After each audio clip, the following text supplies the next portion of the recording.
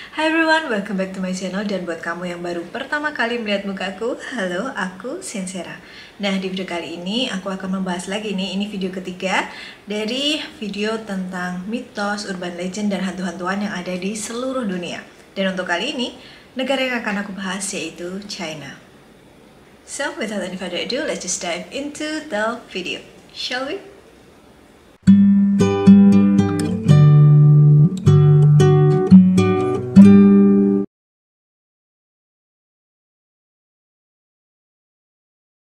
Urban legend yang pertama akan aku bahas ini mungkin buat kalian generasi milenial atau generasi 90-an kayak aku ini bakalan sedikit ngerasa familiar atau mungkin sedikit nostalgic.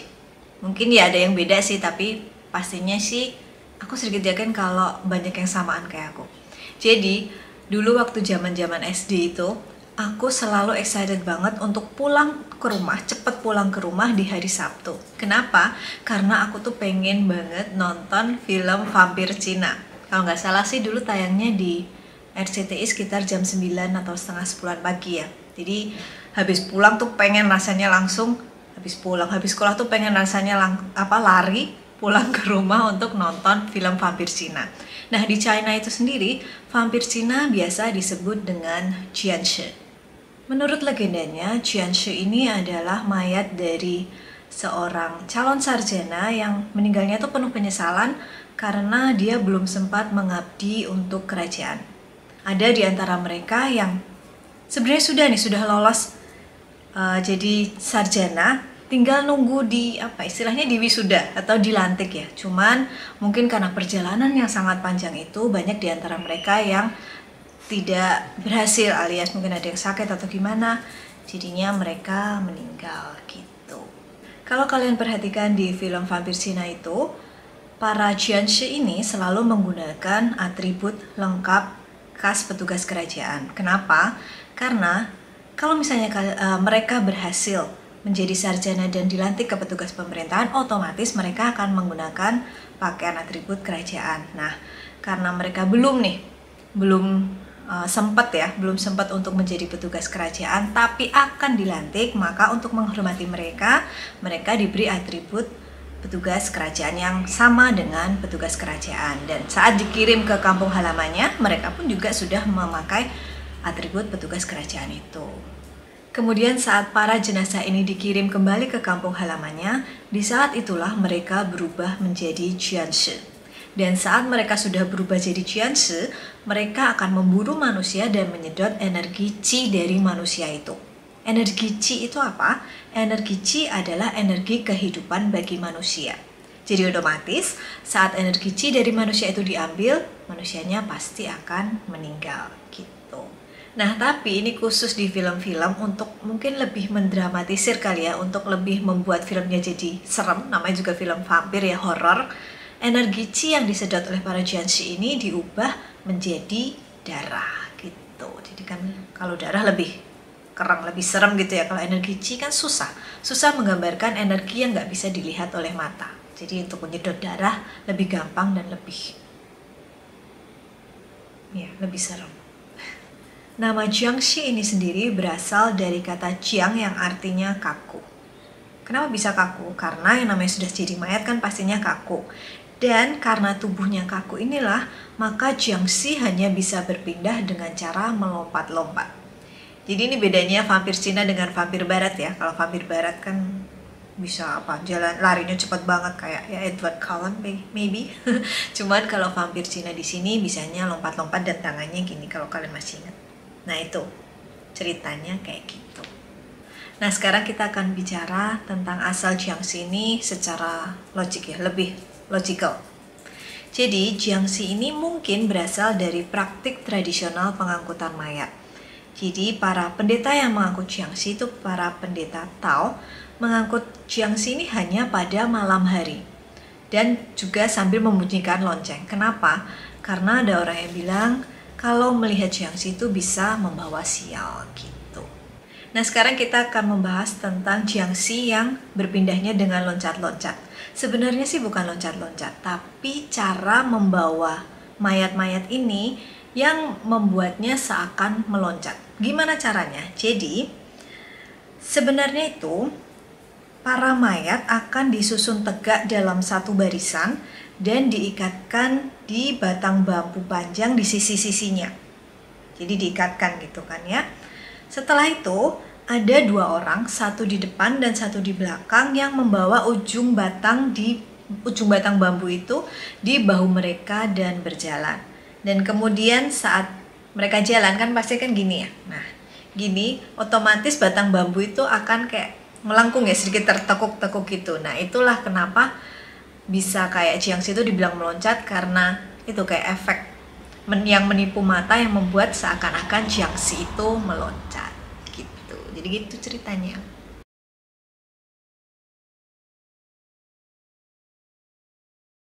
Nugui adalah urban legend dari China yang sudah sangat terkenal dan selalu diceritakan secara turun-temurun. Menurut legenda, konon katanya, Nugui adalah hantu perempuan yang memangsa pria. Legenda itu sebenarnya digunakan untuk peringatan tentang bahayanya pergaulan bebas. Menurut legenda, Nugui merupakan seorang wanita cantik yang dikhianati oleh kekasihnya. Jadi kayak kekasihnya selingkuh gitu. Nah, karena diselingkuh itu, si Nugui kan pasti, bukan Nugui, si wanita itu pastinya kan juga sedih, depresi, ya pokoknya sedih lah. Dan karena sedihnya yang berlarut-larut, dia memutuskan untuk mengakhiri hidupnya dengan cara menenggelamkan dirinya sendiri ke sungai gitu. Kemudian yang namanya mengakhiri hidupnya sendiri, pasti arwahnya itu tidak akan menemukan kedamaian. Jadi wanita ini bangkit menjadi Nugui dan menghantui para pria yang punya banyak wanita atau para pria yang sering selingkuh gitulah. Kemudian si hantu Nugui ini karena dia saking dendamnya dan tidak menemukan kedamaian, namanya juga orang yang mengakhiri hidupnya sendiri, pasti arwahnya tidak akan tenang kan ya, pasti akan menjadi arwah penasaran. Dan saat dia menampakkan dirinya, dia biasanya berwujud wanita cantik yang menggunakan gaun berwarna merah. Kemudian dia akan menggoda pria-pria yang memiliki banyak pasangan, alias pria-pria hidung belang gitu. Dan setelah si pria ini tergoda, si Nugui ini akan kayak memperlihatkan wujud aslinya yang serem dan akan menarik pria itu ke sungai sehingga pria itu mengalami hal yang Nugui alami semasa hidup gitu. Jadi ditenggelamkan biar si cowok ini tuh kerasa gimana sih rasanya tenggelam ke sungai gitu. Nah, di Cina sana pernah ada sebuah cerita tabloid yang menceritakan tentang upacara pemakaman di mana anggota keluarga korban pembunuhan itu mendandani si wanita yang meninggal. Jadi yang meninggal itu wanita dengan gaun berwarna merah dengan harapan rohnya akan kembali untuk membalas dendam kepada pembunuhnya. Ini aku akan bacain ya beberapa cerita tentang kejadian di mana orang-orang itu diyakini atau dipercayai pernah bertemu dengan Nugui. Yang pertama, seorang pria berjalan pulang larut malam ketika dia mendengar seorang wanita yang menangis tuh di tepi sungai. Dan ketika pria ini penasaran, dia deketin si cewek itu. Tapi waktu dideketin ternyata dia melihat seorang wanita bergaun merah di tepi air. Dan saat wanitanya nengok, ini klise banget ya kayak cerita-cerita horor. Si pria ini melihat bahwa wanita itu mukanya pucat kayak hantu dan hanya menatapnya dengan menyeringai gitu. Dan akhirnya logic thinking langsung lari aja. Dia nggak deketin si cewek itu, langsung aja si pria itu lari tunggang langgang. Cerita yang kedua, sekelompok pendaki sedang berjalan melalui hutan ketika mereka melihat sosok bergaun merah berdiri di tepi lapangan, di tanah lapang gitu ya.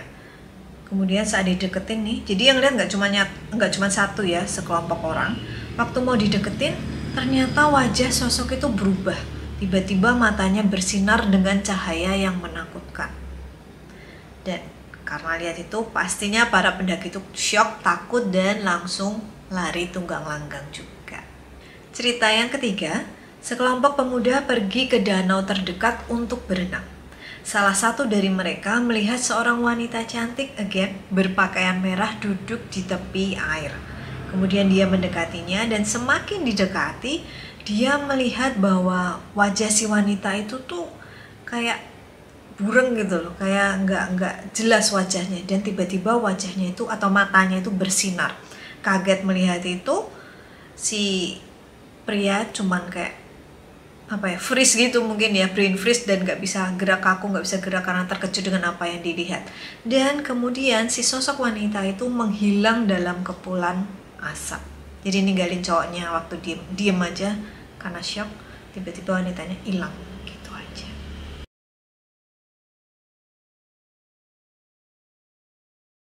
Banyak orang kanton yang bilang bahwa bukan suatu kebetulan kalau karakter kursif Guang itu mirip dengan arti mayat dalam bahasa Cina. Sejak tahun 2004, banyak kasus bunuh diri sekitar selusinan gitu yang terjadi di Mall Guangzhou. Dan ada beberapa saksi mata yang mengklaim bahwa kekuatan gaib mendorong korban hingga jatuh dari pagar. Nah, sebenarnya kenapa sih Mall Guangzhou ini bisa menjadi mall yang terkutuk? Ternyata Mall Guangzhou ini dibangun di atas tanah pemakaman kuno. Selama pembangunan Liwan Plaza yang ada di Guangzhou ini, Mall Guangzhou ini, ditemukan ada beberapa peti mati di dalamnya. Kemudian ada seorang pendeta Tao itu yang dipanggil untuk melihat nih sebenarnya maksudnya apa sih gitu kan. Dan pendeta Tao ini memberitahu bahwa peti mati kosong yang awalnya dikubur itu untuk menangkal serangan jahat. Pokoknya kekuatan pengaruh jahat yang ada di tanah pemakaman kuno itu ditangkalnya dengan menanam peti mati kosong. Syaratnya, peti mati itu tidak boleh diganggu selama 1000 tahun. Sayangnya, karena orang awam gak tahu petinya ya, asal diangkat aja. Nah, sejak saat itu aku baca ya, beberapa kecelakaan telah dilaporkan. Banyak diantaranya terjadi di lantai 5, setidaknya 2 tuan tanah yang mengelola plaza tersebut diduga meninggal mendadak karena penyebab yang tidak diketahui. Itu menurut beberapa blogger di Cina sana. Nah, ini menurut beberapa orang juga, kalau setiap mereka berkunjung di Liwan Plaza, si Mall Guangzhou ini, mereka tuh kerasa suhunya tuh bakalan turun beberapa derajat. Padahal iklim di Guangzhou itu panas. Jadi kalau masuk ke mall itu rasanya lebih dingin. Tapi dinginnya bukan dingin AC ya, dingin yang beda lah. Kan kalau kita misalnya tiba-tiba jalan di kuburan atau jalan di tempat angker itu kan kerasa dingin, tapi dinginnya beda. Nah, kayak gitu rasanya.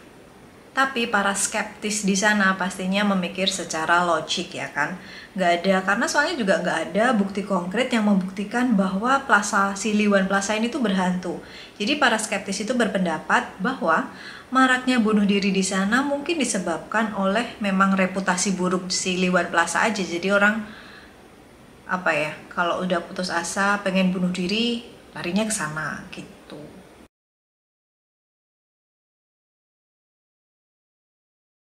Urban legend yang terakhir ini adalah salah satu cerita hantu yang sangat terkenal di Cina. Jadi, pada tanggal 14 November 1995, di malam yang gelap, mungkin ada badai hujan gitu, ada seorang cowok yang menaiki bus terakhir menuju Fragrant Hills di Beijing yang terletak di distrik Haidian. Oh ya, aku search beberapa artikel. Di beberapa artikel itu mengatakan bisnya tuh ada beberapa rute ya. Jadi ada yang bilang bis yang dinaiki si cowok itu tuh rute 302, 330 atau 375. Pokoknya salah satu dari rute itu. Nah, setelah si cowok ini berhasil naik bus dengan rute yang tadi itu, ada 3 orang yang memberhentikan bus. Awalnya si pengemudinya atau si sopirnya tuh kayak enggan untuk berhenti buat si calon penumpang itu, cuman akhirnya sih tetap berhenti ya.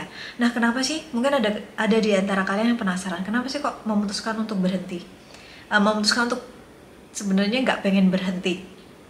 Jadi yang membuat si sopir ini enggan karena penampilan si cowok-cowok itu tuh aneh gitu loh. Anehnya kenapa?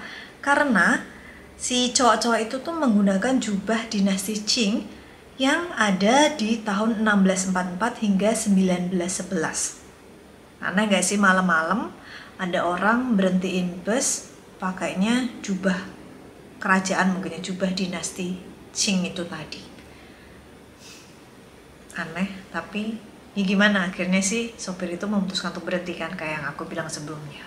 Nah, menurut cerita, wajah dari pria-pria itu jauh lebih pucat daripada orang normal, dan mereka tuh nggak berinteraksi dengan para penumpang bus lainnya. Ya mungkin karena udah malam capek nggak pengen ngapa-ngapain gitu kali, itu bisa.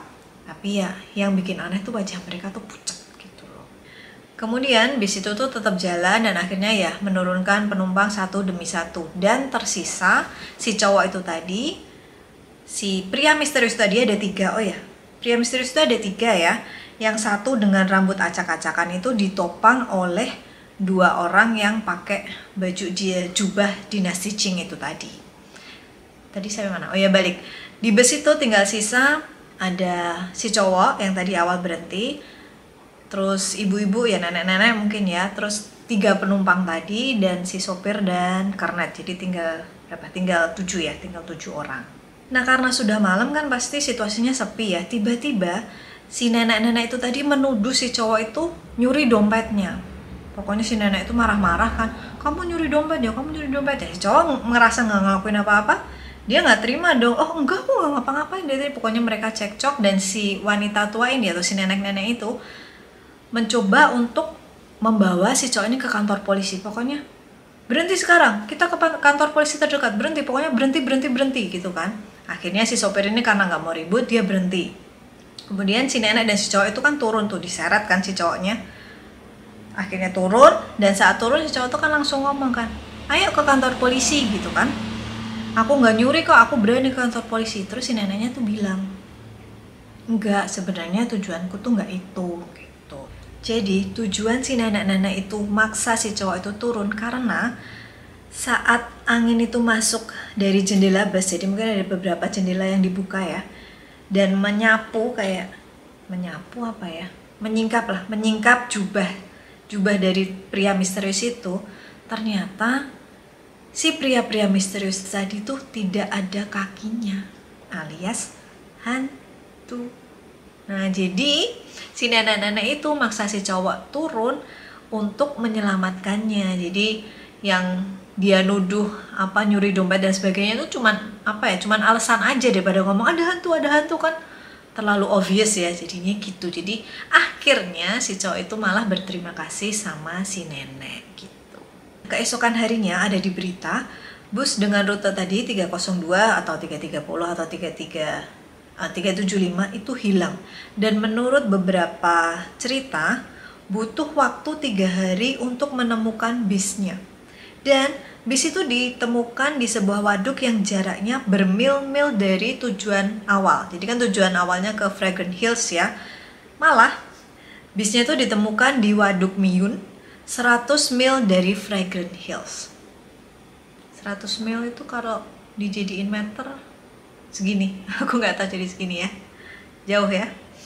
Nah di dalamnya terdapat 3 mayat yang sudah membusuk. Yang pertama mayat sopirnya, yang kedua kondektur, dan 1 mayat yang tidak dikenal dengan rambut panjang yang tidak terawat. Kemudian ada beberapa misteri seputar bus dengan rute 302, 330 atau 375 itu tadi ya. Yang pertama, bis tidak memiliki bahan bakar cukup untuk mencapai Waduk Miyun, dan saat polisi membuka tangki bahan bakar, mereka nggak nemuin bensin atau nggak menemukan solar, tapi mereka menemukan darah. Yang kedua, mayat itu ditemukan 2 hari atau 3 hari setelah menghilang, tapi kondisi mayatnya itu sudah membusuk parah. Walaupun saat kejadian itu sedang musim panas, tapi sangat mustahil banget mayatnya sudah bisa membusuk dengan kondisi yang sangat parah itu tadi. Dan hasil otopsi menunjukkan tidak ada unsur kesengajaan dalam proses pembusukan mayat. Jadi kayak membusuk secara alami gitu. Cuman anehnya kok dalam 2 hari busuknya sudah kelihatan kayak sudah berbulan-bulan membusuk gitu loh, nggak cuman 2 hari membusuk. Misteri yang terakhir atau yang ketiga, polisi menyelidiki seluruh CCTV yang mengarah ke Waduk Miyun dan tidak menemukan bis tersebut ada di CCTV manapun. Jadi kayak tiba-tiba bisa nongol aja gitu di Waduk Miyun. Gitu. Jadi gitu ceritanya, salah satu cerita hantu yang terkenal di Cina. Nah, itu tadi beberapa mitos dan hantu-hantuan yang ada di China, yang terkenal di China sana. Semoga video ini bermanfaat untuk kalian semua ya. And buat kalian yang penasaran kira-kira negara apa lagi yang bakalan aku bahas, jangan lupa subscribe to my channel. You can support me by subscribing to this channel. Thank you very much for watching guys, and see you in my next video. Bye. Love you all.